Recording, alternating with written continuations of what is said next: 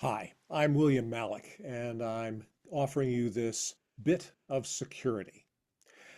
Too often we hear the comment that, people are the weakest link, that everything would be fine if people would just follow the rules. And I'm here to tell you that that's, in fact, not true. People are not the weakest link. The reason this myth persists is that we have such high turnover in the management ranks in information security that there's a tremendous lack of institutional knowledge. Every year or two, you get a new boss, they have fresh ideas. And the problem with that is that the fresh ideas are actually stale, recycled ideas because we don't have a culture that looks at persistence, that cultivates deep thought.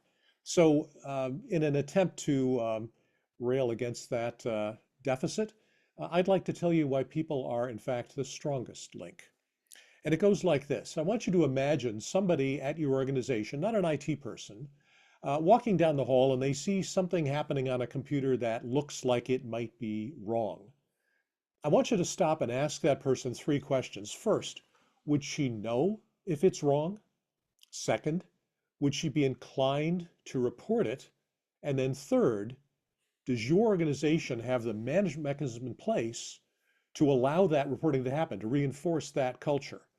If the answers are yes, yes, and yes, you've won. Because regardless of what technology you have, your people will work to make it work. But if there's a no in there, if they're just not sure if it constitutes bad behavior or not, or if, gosh, I would like to report it, but, when Fred reported it, now nobody eats lunch with him in the cafeteria anymore.